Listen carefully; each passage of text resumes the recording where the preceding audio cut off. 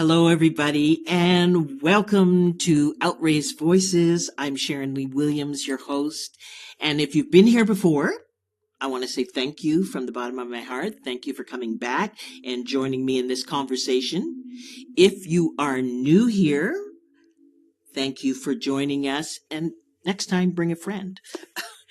But today, our CEO today, whew, her name is Dr. Natasha Williams. Now, off the bat, I'm going to say, no, we are not related. We are not related. All right, so let's get that out of your head right now. Dr. Natasha Williams is a clinical psychologist, radical self-care, wellness, and leadership expert, and one of the founding clinical directors of Allied Psychological Services in Toronto, Canada, which is an anti-oppressive, I'm going to ask her about that, multi-ethnic, multilingual psychological clinic.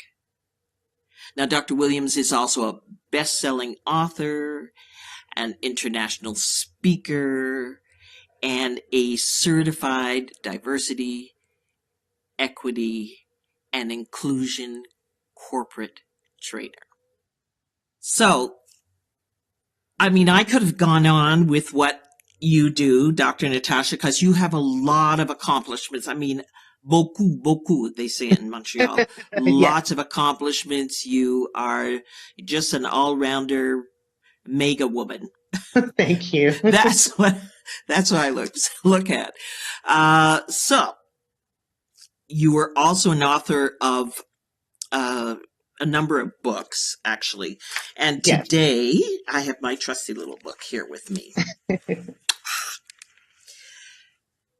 You have a series called Embracing Self-Love. It's part of a series, right? Correct. All right. And 30 days to fall in love with yourself and nurture your self-worth. Correct, yes. This is our theme today, everybody. We're going to talk about self-love. Now, for those of you, if you want to go deeper into this, please go to Dr. Natasha's website and get a copy of her book and series of books and just check it out.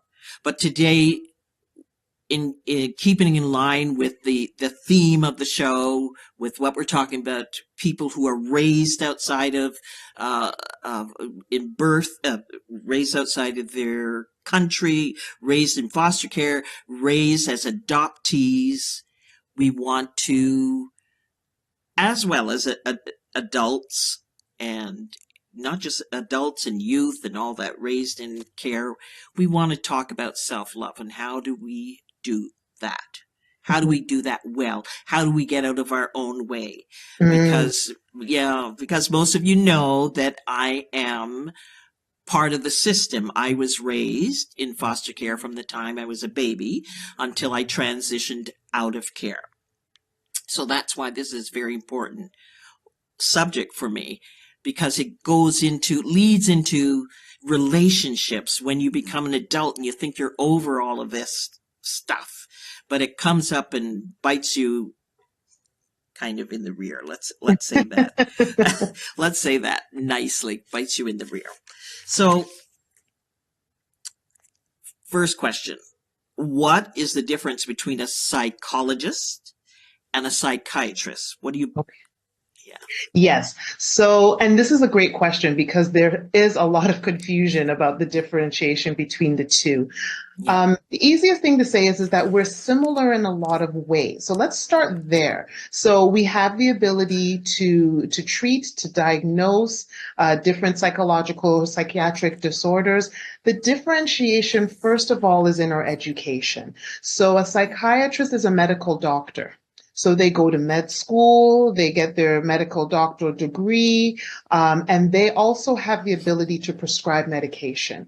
Whereas a psychologist, they also have a doctorate, but it's not a medical doctorate. We aim to study the basis of behavior. So in some states, I will say that they do have the ability to prescribe medication. Whereas in Ontario and a lot of other jurisdictions, we don't prescribe medication. Okay. But what we do is we look at the foundations of behavior, and then we look at different strategies and interventions. Once we're able to communicate a diagnosis, which we do through different tests and psychological tests and measures, how do we then look at what is the basis of behavior, and how do we then start to transform an individual to see things in a different way and to actually chart a different course in life? So we look at different coping mechanisms, but also reframing a lot of things that have been maybe foundational for this individual that has caused maybe a lot of what's going on with this individual at this point in time. So a lot of similarities, but we don't describe per se to a medical model of treatment in Oh. terms of just prescribing medication. Okay, so you're dealing with, as you said, the foundations really of a person. What makes you, how can we find strategies to help you through, help Right. you not necessarily overcome, but help you to understand, I guess, understand. Yes, and I love the way that you use not necessarily just overcome, because sometimes with the word overcome, we think that there's a forgetting of. Yes. Whereas what we want to aim to do is how do we allow the person to work through? If it means that there is some pain involved, there's an understanding of that. But we have to look at the analogy I usually use is that when you're extinguishing a fire, you have to extinguish the fire from the base. So if we're only providing coping strategies for what you see on the surface, a lot of times what you'll find is that the fire is still smoldering at the base. So we now Mm-hmm. have to understand what is allowing that fire to smolder still, so that when the person then comes up on other challenges and those kinds of things, the fire doesn't go ablaze again. They now have the strategies and techniques to understand what's going on and utilize those strategies and their own strengths to work Right. through the situation. So self-love. Now, what does it mean to you? How do you apply self-love in your own life? How did you, how do you, yeah, how did you apply that? How do you wear that? I love that. I love the question in terms of how you framed it, in terms of how you wear that, because I think it's important is that you have to wear it every day. Mm-hmm. First and foremost, it's not something that just comes automatically for a lot of people. I Yeah. think what we have to learn and understand is where our essence comes from. And what I look at and what I had to cultivate for myself is that there's a difference between intrinsic and extrinsic um, areas of validation. And I'll explain that because a lot of times what happens is that when we focus solely on extrinsic or external places of validation, and if that's where our self-love comes from, that ends up being fleeting. So when the person leaves, the situation leaves, the accolade leaves, so does your self-worth and self-love, if that's all it was. Absolutely. What I had to aim to do and what I aimed to then put in my book was how do we cultivate things from an intrinsic point of view, where regardless of where those things are, because a lot of times we tie our worth to money, to possessions, to people, and if all those things are gone, who am I at my essence and my core, because I live with myself every day. So then when you frame the question to say, how do you wear that? That piece is important because it's the person I wake up with every day. It's the Yes. person that I had to then really truly figure out for myself, who am I?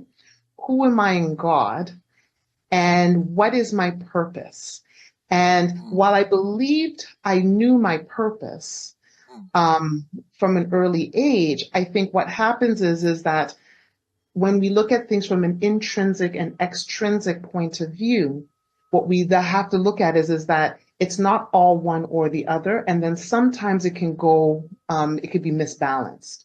Yes. So what happens is that sometimes your self-worth or self-love ends up taking a knockdown, you know, a marriage goes awry, a friendship leaves, sometimes, you go bankrupt, all of these types of things.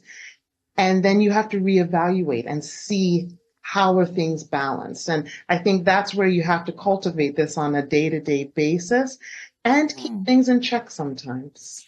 Right. So for youth, I'm going to try to apply this to youth who are transitioning out of care. Now, some Mm, of them have very good stories and they feel validated and they feel whole. Others mhm. come out and they have no sense of who they are, That's right. and are waiting for this love, looking for this love because they don't have a sense of what that looks like, how to wear it for themselves. Absolutely. So what are some things that maybe we can, and when I say youth, I'm talking about youth 19, 18, Mhm. in their 20s, because we Yes. do carry this. We carry this. Absolutely. We Absolutely. wear this clothing really well. So what are some practical steps? I don't know if they're practical, but what are some sort of things we can do to sort of say, uh, hi, I'm here. I like me. Right, right. Well, see, and I think, it's starting with those kinds of phrases. It's like, hi, I'm here. I like me. Sometimes getting to that point is difficult because when you Yes. talked about again that intrinsic and extrinsic, a lot of times we're so focused, and youth are trying to find their way, right? So Yep. this is something that's cultivated over time and will continue to do so. Yes. Yes. So if we first apply and tell youth that you're not going to have it all figured out right now, so please do not beat up yourself, punish yourself for not having it all right now. You are a work in progress as Yes. we are all. So I think that's the first piece I would sort of leave. The second thing I would look at is that sometimes what we do is we put our expectations on individuals or institutions to provide us with that self-love. And a lot of times what can happen is that through several things, through social media, through just social Yes. imprinting, we believe Yes. that these institutions are supposed to provide us with self-love. So some of these things may have to be challenged. So for example, I'm thinking of someone who maybe, was in foster care and those kinds of things, and your expectation, your hope is that the person who is taking me into care will provide me with some of those tools and skills to give me that boost that I need to carry forward, to be able to cultivate this self-love. And it can be quite possible that the people that are that you're in the care of, or the foster parents, don't have that. That's right. They That's don't right. they don't have it. So in saying that, it's like, okay, what are my expectations and whom am I putting them on? I will say just a bit of an example. When I'm, engaged in psychotherapy and when we're starting to talk about some of these relationships and expectations, when I'm working with a client, what I'll ask them to do is that there's an understanding of what the conceptualization is of a mother. Mhm. You have things in your mind, certain points that you believe are tenets that a mother should have. Then I'm going to ask you for your first name of your mother, and I'm going to ask you to put them on this side here. So say your mother's name is Elizabeth. But can So I just stop you right there? Remember, a lot of youth coming out of care don't have that. Can't name their mother. Like myself, I had okay, no idea. okay, so then I think what's interesting is then if we don't use the name, use the figure, Use the fig. whoever Okay. that Yep. figure is. So if we don't have a name, but there was a Mhm. figure that was there, right? Right. There's Right. sometimes a differentiation between what I have in my mind in terms of that conceptualization of mother Yes. versus the person that's underneath that title, which means Yes. I have to now, to start to reconcile certain things, I have to now say the person that is underneath that framework cannot fit the tenants that I want them to have. So I'm now putting expectations on a person or a being that cannot fulfill my needs. Right. So now in saying that, where do I then get those needs from? I have to now look at other sources Right. to fulfill that requirement. So it could be a friend, it could be a Yeah. relative or an adopted relative. Yeah. It can be maybe somebody in the school system, a teacher, someone, Yes. someone at a church, a pastoral leader. So someone that can fill those tenants and actually pour into that individual may have to branch out their thinking Yeah. so that it's Finding there you go. community Yes, is that's it. so key. But That I and also think that there's huge difficulty in finding community for uh, youth mhm. who are aging out. It's different than when I aged out. I mean, what do you look? And a lot of teenagers go through this, right? You look for it in a partner. Mm, Especially mhm. females. We're looking for love in this partner, and this talk, my better half. Yes. All of these things. We don't have the language at Mhm. that time to come and say, okay, I'm going to figure me out. I want to figure who I am out. Right. Because a lot of us just need someone to, or feel we need someone to attach to.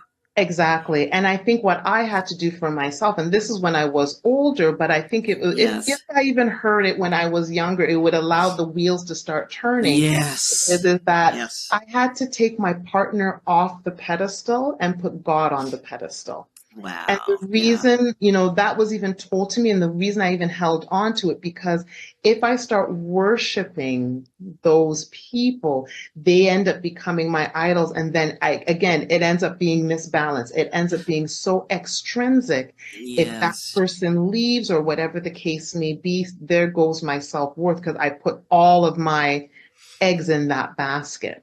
The Yeah. minute that someone had told me, put God back on the throne. And again, not everybody's religious, but or whoever that higher being is, put that person on, put that entity on the throne and take the person off the throne, then you know that there's something higher than yourself that you could go Yes. to.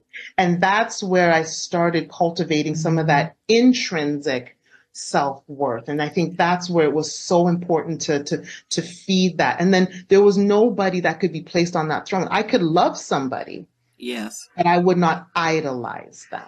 Yes. Well, now the term self-love, I was thinking, because sometimes people look at when you say, oh, they're so full of themselves, they love themselves. So people can look at that as being narcissistic, That's as just, opposed to saying, put on your mask first, take mm, care of yourself. It's important to take care of yourself first, and then right, you're able to give that out. So right. understanding what that even looks Self-love like. is, yes, because I Yeah. think that people do confuse some of these terms because Yeah. when you look at the whole notion of somebody who's a narcissist loves themselves to the detriment of Yes. others. So, Yes. you have those sayings that, you'll throw somebody under the bus or whatever the case may be. So a narcissist loves themselves and they don't care about anybody else. Yeah. Everything has to be centered and focused on them. When you were talking about self-love, is how do I ensure that my needs are being met and that I love myself enough to be present Hmm. for somebody else, so that Right. even if I'm taking somebody else's needs into consideration, I also know that I'm important in that equation as well. Hmm. A lot of times people, and particularly women, Yes. we end up doing is we put everyone else's needs in front of our own because we think we need to be self-sacrificial to be that all-encompassing woman. So what happens is you get burnt out, you get tired, your health starts failing, but my kids, my husband, my parents, my this, my that, and the other. So being able to now say, no, I love myself enough to know that my health, my needs also matter in this equation, Yeah. then that's where I think the self-love comes in versus this whole notion of narcissism. Yeah. And narcissism can be just if somebody is confident. There could be just a confident person, And then that we have a story around that's that they it. are And narcissists.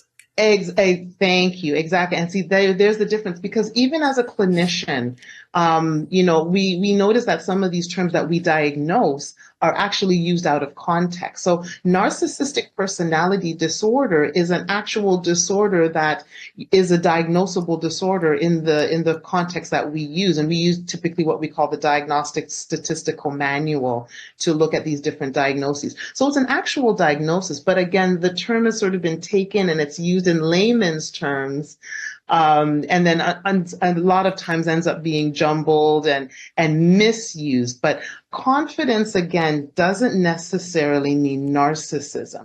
Exactly. Because again, being confident in yourself, what's interesting is some people may call it narcissism if they find that they are intimidated of that person's confidence, right? Yes. So Yes. it can be at times how the other person is interpreting. So it's no longer narcissism. What it is now pointing to a weakness in the other individual Yes. that they're Yes. having issues with. So we have to Lack of recognize that. self-confidence. Yes. Yes. That's it. Yes. Yes. Yes. So I'm going to ask you before we're going to get off the whole self-love thing for a minute because I want to ask you, who was Natasha growing up? How did Oh, Natasha become Dr. Natasha Williams? When did that start? Because we talked a little bit about sports before, yeah. and I would love for my audience to know that, there's a starting point where you just don't Yes. arrive and it's work. Uh, It's yeah. all, it's work, but there's joy involved too. You have to find some Yes. joy. Yes. And I'll keep it as succinct as possible. That's okay. But oh, great, great, great. So, who am I? So, I am a identified African Caribbean Canadian woman, born and raised in Canada. My parents are from the Commonwealth of Dominica, so they immigrated to Toronto in the late 60s. Growing up, it was a great upbringing. I had two strong parents. Unfortunately, my mother passed away when I was 13 years old, so 2 weeks before I would have started high school. And even though that there were other people in the home, because the whole Caribbean notion of it takes a village. So Yes. after my mom and my cousin came up, she went back down, married my dad, came up. We had other cousins in the house as well. So even though my mother passed away, there were other people in the house, but my father was very devastated. You could see that, oh my goodness, I'm left to raise two children, one 13, one 11, and two girls. How do I do this? So entering high school, I knew from an early age, I wanted to emulate what my mother represented. So she wasn't a psychologist or anything, but we almost lovingly called her like the psychologist of the Dominican community because Mm. everybody went to her. She was the type of person where if she lifted herself up in a certain area, she also wanted to see others lifted up. So she moved from an apartment to buying her home. And when she actually went back to the apartment complex where her friends were and said, if I can do this, you can do this too, and help them also, purchase their own homes because home ownership was so important at that time. She would take money out of her own stocks where she was working to assist with people's down payments to make Mm. sure that they could, also have home ownership. So she would always be lifting and pulling people up. And even though she died young, she was 44, but just that energy and that spirit and whom she meant to a lot of people, I wanted to make sure that I had a career that was similar. And that's where I started gravitating towards psychology. So I knew from entering high school, that's where I wanted to go. But I also knew that I wanted to have a strong female voice or strong voice. Let me take the female part out of it for a Yeah, second. yeah, yeah. And the reason I say that is because I was raised by an amazing father.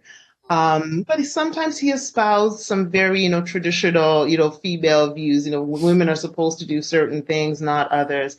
And, to me, For I had instance, for instance. Oh, for instance, so I knew that I remember I was maybe about 15 or 16. We end up having a clashing of heads.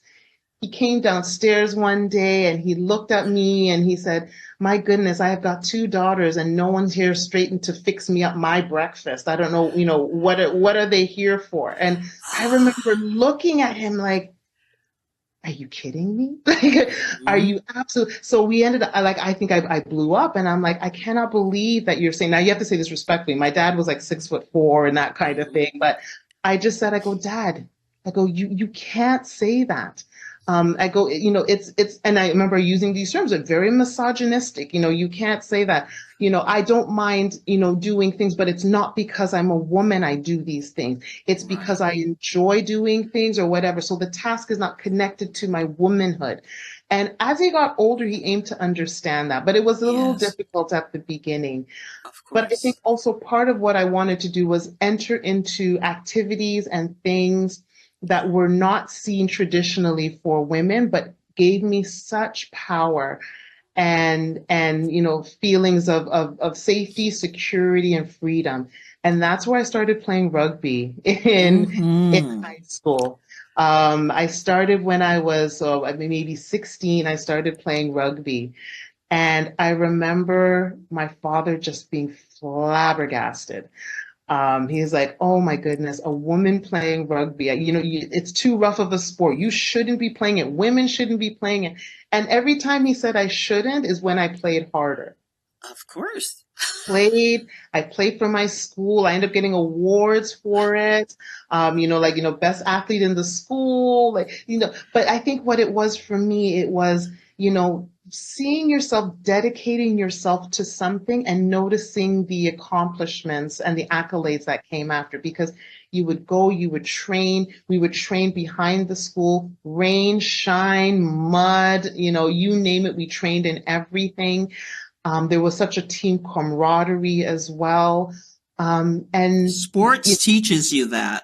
Sports that's is a it. great teacher for And I think resilience and ex- camaraderie and all of that. exactly, but also being a sport that, traditionally you didn't really see women, and Hmm. having a coach who was the coach of a men's team and then was training us.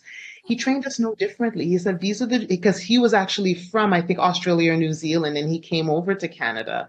So he's like, I'm training you the same way I train my boys. And the up and down drills and the things where you just thought like, I can't do this any longer. But we became stronger and stronger, and we were a team that were feared.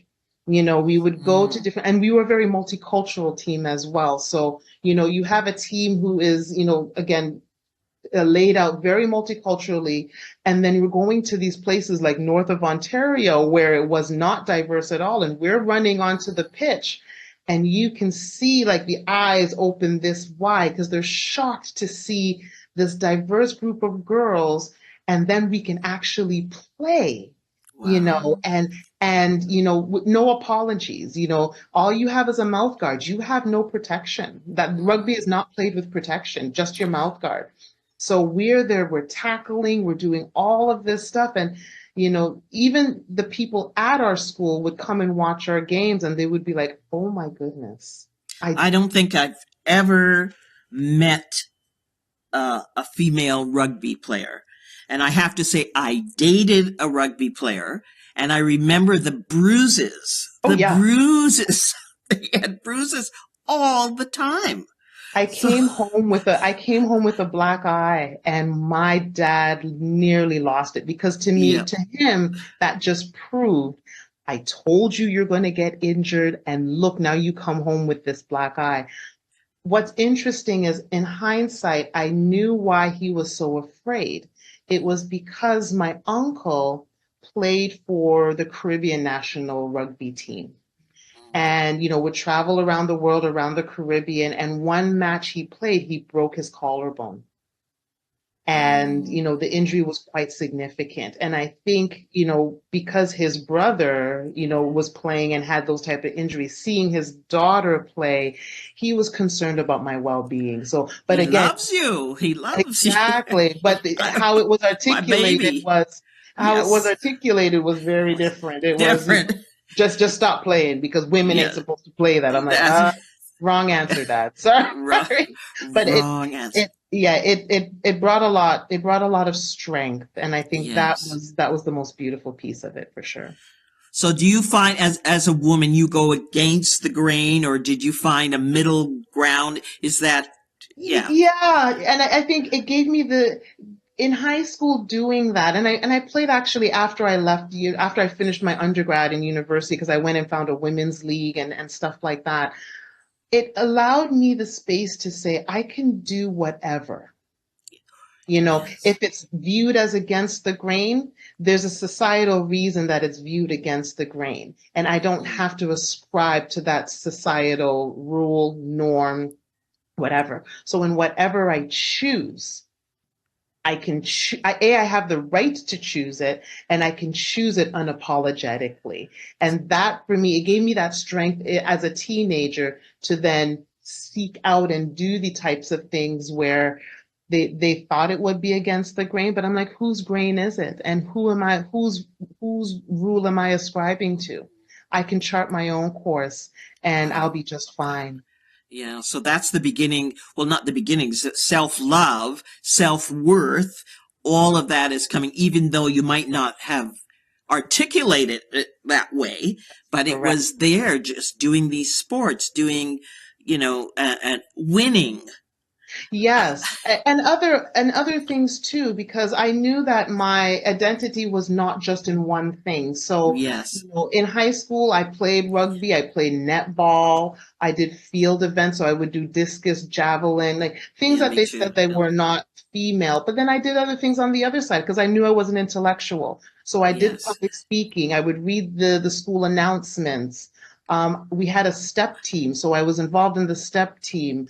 We had a school council, and I was the vice president of the school council. So I was able to pick and choose and say, these are the things that I gravitate towards. These are the things that I enjoy, and I can cultivate all of these areas of who I am, um, and not apologize for it, and not be confined or compartmentalized in Mhm. a certain silo.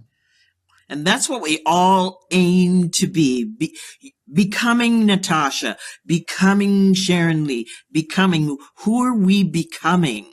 And Mhm. especially as young women stepping into this, just step into it bravely. We fall, we get up, because I think we forget sometimes that when we're babies and we see other people walk, we want to do that, and we Mhm. keep going. We get in there, we fall down, but we want to do that, and Exactly. we do it. And somehow, when we have all that external noise as we get older, says that you can't do that, we Mhm. tend to listen to the external noise. So That's it. let's, you know, our own validation. We have to validate ourselves. We have to, and And I love. appreciate that. That's it. That's it. I definitely appreciate that because I find that a lot of people they don't appreciate self. They don't listen to that voice. And here's the interesting thing. I've also been in situations where, you know, I'm going along this path. This is exactly what I want to do, and I'm getting barrier after barrier after barrier.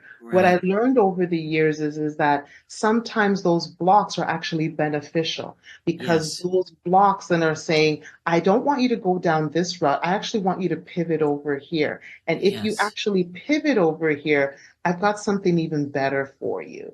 Hmm. So I've also learned is that, you know, where is my heart taking me? What do I want to do? But if I'm noticing that I'm getting a lot of these roadblocks, I'm also learning that pivoting is not a bad thing either. Make and choice. We have the choice. Once we become a certain age, we do have choice, even when things go wrong. How we look at it, the mindset behind that. And I know for some of our audience listening to that, they're going, "Please give me a break. I'm just trying to get out of here." Mm, I'm trying to get my job. I'm trying to find an apartment or whatever it is. mhm. And mindset is so important, knowing you have choices, and Yeah, knowing the resilience and the scars can be badges of resilience. you know? Exactly.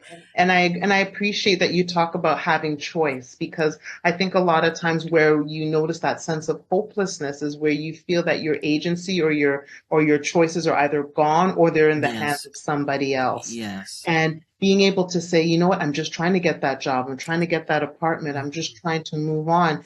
Those in and of itself are choices that then could lead to other choices. Yes.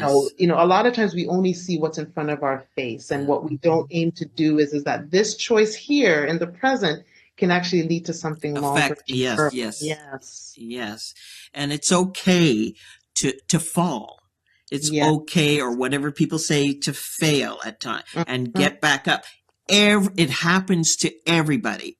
It Mhm. happens to everybody. And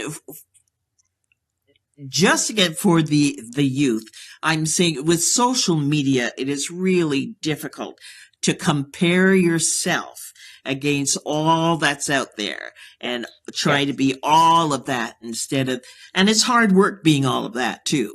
That's right. It's hard work being I whoever you want to name, whatever Yes, star you want to name, or social media or influencer. It's hard work.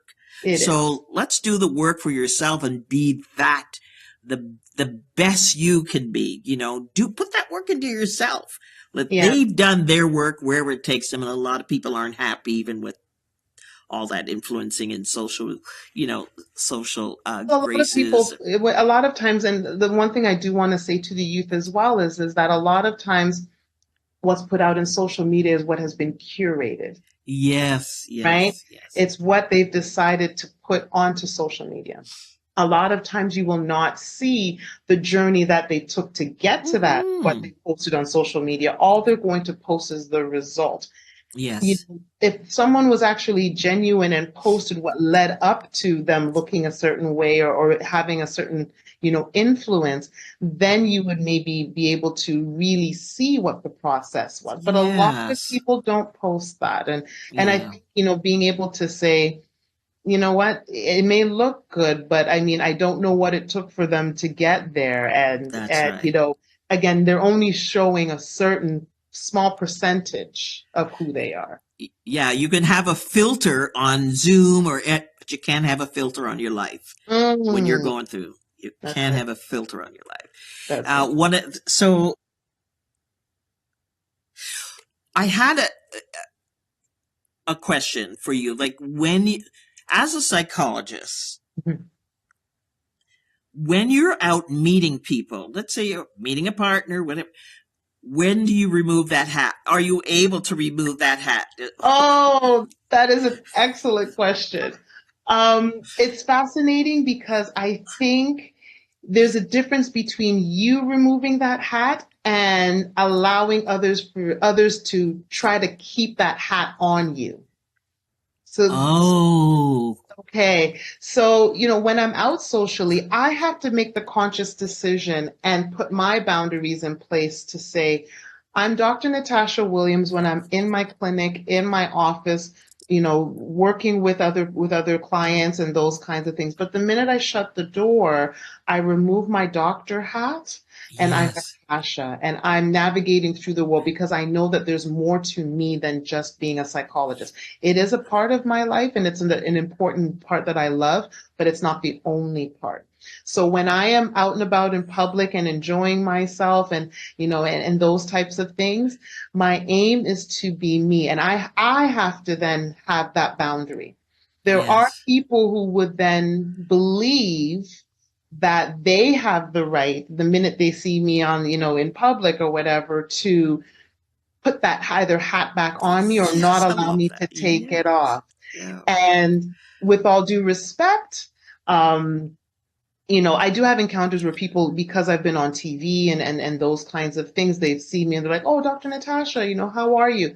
So I'm able to have those exchanges and encounters. So that's not a problem.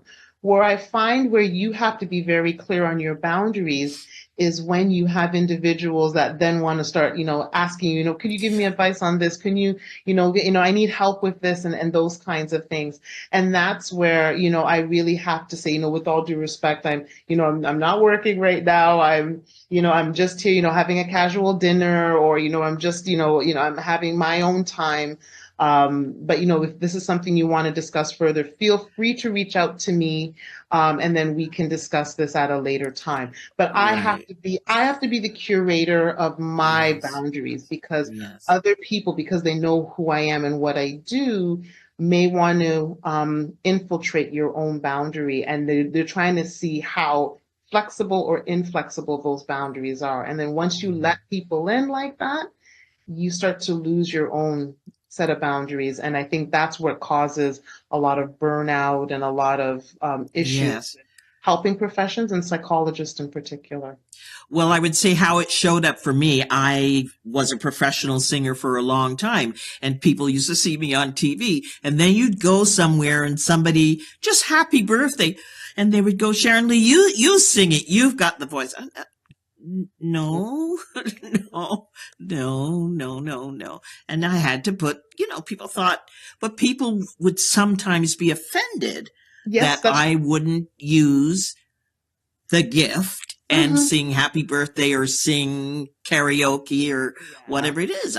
Or sing, just get up on the stage and sing background with someone. I Wow. didn't Yeah. feel like it, So what's so interesting with that as well is that what I find is that when somebody is offended, now we have a choice. Do we yes. do we take responsibility for their offense, or do we keep our boundaries and say, listen, with all due respect, I don't want to do that, and then let them go with with their offense? Because sometimes what we do is we take responsibility for other people's emotions, and then what we do is we blur our boundaries, or we don't even fortify our boundaries. Because there's a difference between setting a boundary and maintaining that Yeah. boundary. And I So I think have, well, that's a great point because I have given in. When somebody feels, mhm. sometimes you feel, oh, well, okay, all right, I'll do it. It's not what I want to do. So I've Yeah. already let my boundary Yes. because I didn't want someone else to feel bad. But Right. actually, did they feel bad or were they, who knows what it was? But it was, I allowed my boundary to be moved, to Because a be lot of shifted. times what I will tell my clients is, and I use this terminology with all due respect, I said conflict needs to have a home, Hmm. which means in any interaction that we have, if you are maintaining your boundaries, it means that you're leaving the exchange outside between the both of you. The Hmm. minute that you compromise your boundary, you've now decided to ingest the conflict. I will Hmm. take on the discomfort to make sure that you're You, comfortable. you feel, oh, yeah. Yeah. I don't know if that's womanhood or is that is I don't know if that's kind of like what we women do, but Yeah, I alluding think to there's what you, a societal dialogue yeah. in terms of, again, that whole notion of being, to be a all-encompassing woman means that you have to be self-sacrificial, because if you are too insular or too into yourself, your womanhood ends up being questioned, right? You're not womanly Yes. enough. And I think we have to come to a space where, if we are going to be looking at our own health and well-being and Hmm. taking responsibility for that, we have to really start to look at this societal message that has been plaguing us for generations, Hmm. and continues to do so, because again, it benefits everybody else but ourselves. Yeah, and we need to stop passing that on, That's right. uh, as we learn. So I guess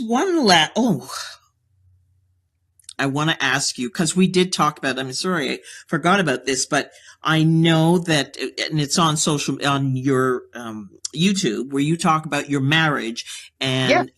and infertility Yes. and how that affected you. Yes. And would you want to share a bit of that and just Absolutely. Mm-hmm. Yeah. Yeah, so yeah, I mean, it's amazing the things that can come up that really start to test you, but also help you to understand who you are. And I'll be also very honest and very candid. It also helped me with my relationship with God as well. So, I was married for just under 10 years, and about maybe the second or third year into the marriage, we were talking about wanting to have kids. My ex-husband decided he wanted to become a police officer, so we were just, making sure things were good. So I had graduated, I had registered with the college, I started my private practice. We got married. He then said he wanted to become a police officer. He went off. I supported him with that. So we're cultivating this life together. Bought the nice home, beautiful, cars, all of that great stuff, hosting our family. Everything is great. So we think the next step is, let's start having a family. And, tried as we may, we were just, not getting pregnant, and decided to go to, we just decided, okay, we need medical intervention. We're going to a fertility clinic, and did that for 7 years. So it was Wow. 7 years of medical intervention, hormone injections, intricate Disappointment, disappointment after emotional. disappointment, Mm-hmm. emotional baggage to carry, Mm-hmm. questioning myself as well, because you're going through I went through 6 rounds of in vitro fertilization, where, Wow. I mean, working literally to pay for this, right? Mm-hmm. Mm-hmm. As well, plus another additional 3 rounds before the of IVF of IUI. So and nothing, no positive result, that kind of thing. Now, the thing for me is that I'm a woman of faith. So what I would do is say, okay, you know what? I know this is not happening now, but there's a reason for everything. I'm going to pray. I'm going to fast. I'm going to do all of those things. And I thought my partner was with me, because what we ended up finding out, and I think what really, to be very honest, crushed him, and I think this is where the insecure masculinity comes into play, is the diagnosis we had was unexplained infertility. Mm-hmm. So they really couldn't find, what the issue was, because they said all of my tests came out, I was healthy, so there was no issues on my end. They did mention that there was some male infertility factor that was part of what was going on, and that was like a bit of a lower sperm count, but should have been remedied with IVF, but it Yes. wasn't. Mm-hmm. So fast forward now, we're about, 8 years into, no, almost no, 9 years into our marriage, and, went through my last round of IVF, and had an unsuccessful result. And I believe it was 2 weeks later, my ex-husband came to me and said, well, I have another woman pregnant. She's about 3 months along, so the baby's going to be born in March. And and this was told to me the October of that previous year. And for me, I was absolutely devastated, because it went from, we're trying to have a baby and we're trying to start our family, to this man is telling me not only that he had an affair, but so I didn't even realize there was another woman in the mix. There was some infidelity a couple years before then, which I caught him, thought we worked it out, and I thought everything was fine. And then come to find out, he basically said this, and his excuse was, well, things aren't happening here, so I need to hedge Mm-hmm. my bets, and I need to make sure that I have a child. Well, But was there ever a thought that you would adopt or have a foster no, child?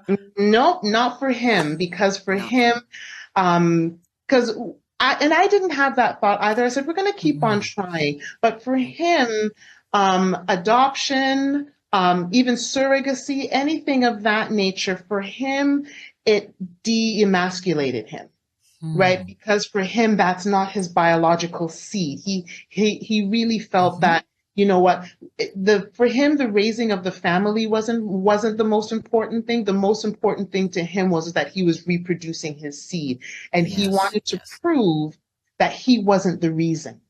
So if Mm-hmm. I can get somebody else pregnant, I can now turn around and blame you, Of course. because it's not, they're telling us it's unexplained infertility, but I'm going to show you that it's not me, it's you. So, So but now in the midst of all of this, he did not want to leave the marriage. He goes, my marriage is great. I just want to have kids. So you might as well just stay because you can't have kids and you might as well raise mine. So this is the dialogue that kept on Wow. going.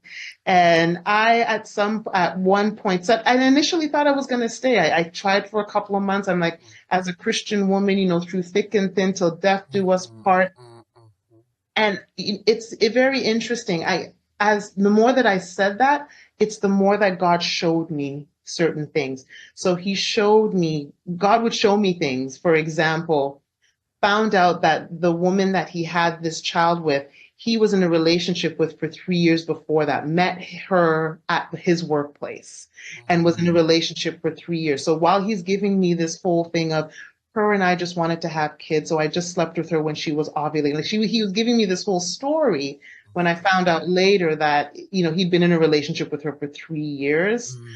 So I'm finding out all of this He had a few information. chapters in his. There was all of these things happening. My birthday's on Christmas Eve. He took me out for Christmas Eve, and then I found out he, came back home. He said I had to go to work. He went to go see this other woman because he said he had to go check on his child. So he was, teetering on the both things, both relationships, both women, and things were being revealed as I was Yes. going along, saying I was going to stay. So Now you have faith. You're relying on your faith and your resilience and your self-love and all of these things that you thought you had. Exactly. But they had to come even stronger because Stronger. Yes. they were inside of me, You were but I think tested. they usually tested in the fire of affliction. So, I like that. In the fire. right. Tested in the So fire of what ends up affliction. happening is they all came together and literally a word came to me that said, you were not created for this kind of mediocrity. This is not the life that I created you for. And within that, I said, I'm leaving. I said, and this is where I took him. Remember I said earlier, the whole notion of putting, your spouse or whatever on the pedestal and not putting God there. I had to take him off because he was trying to dictate to me what my life would be. You need to stay. You're not going to have kids. You need to just raise mine. You're not going to have anything more than that. I'm the best thing. So he's trying to tell me what my life is. And then when I took him off and said, no, God says that I'm fearfully and wonderfully made, that he's got amazing things in my future for me. But I have to let go of someone who's no longer yoked to your destiny. So I left. I left within a week. I told him on like a Monday, and by Friday I was packed up and I moved back with my parents. Wow. And I filed for divorce. Well, I knew part of that story, but I want to thank you for kind of sharing, like really becoming Dr. Natasha. But the wife, the youth, the daughter, and I don't want to say the servant of God, but the faith. No, I know. I appreciate that. Okay, all right. Yes, because I think there's not a negativity in serving the one who created you. So I appreciate that as well. I think I have no problem sharing my story because I think people think that there's shame in that story. Yes, there's no shame. I go no. to share my story. My hope is that others can see within my story that you can persevere. And that you can also understand who you are. And I told him flat out, I said, I will never be afraid to start over again. And that's it. And now all of the books, everything that I write, everything that I am is informed by my story and my faith. So it was a blessing. And you are a blessing actually hearing your story and just hearing that it's never too late to start over again. And I would like anybody out there who needs this today, and I'm sure when you're listening to this, I'm not speaking to the audience, to our Outraised Voices people, there's somebody out there who needs to hear this today. We are not alone. And what I say in my own saying, we are God's unfinished work of art. He left the finishing touches to us. I love that. So be love, Be true to yourself. I want to thank you. Thank you so much for sharing your story, for being part of the conversation, this important conversation, because I just want to say to people, being outraged isn't just about being in foster care or adoptee. It's mindset. It's everything. We're bringing these stories so that you know you're not alone. You are not alone. And there used to be a show many years ago. I'm old. It was called The Naked City, and they used to say there are 8 million stories in the naked city. This has been one of them.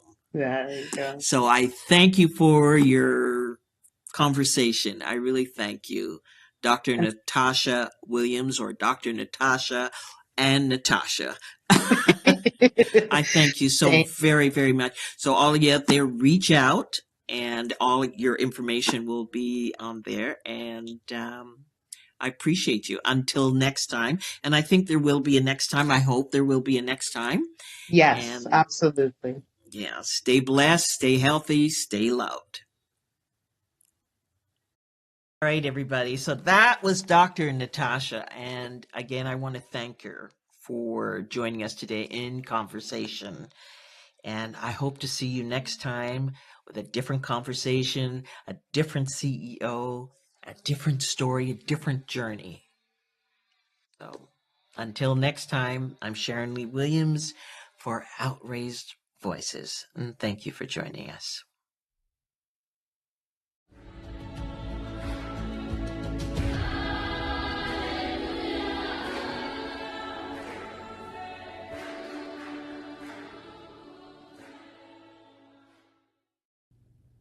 So if you enjoyed this episode, I would really love to hear from you. Email me at info@outraisedvoices.com or Sharon Lee Williams @outraisedvoices.com. Who knows? On a future episode, you could be the CEO. Remember, your voice matters.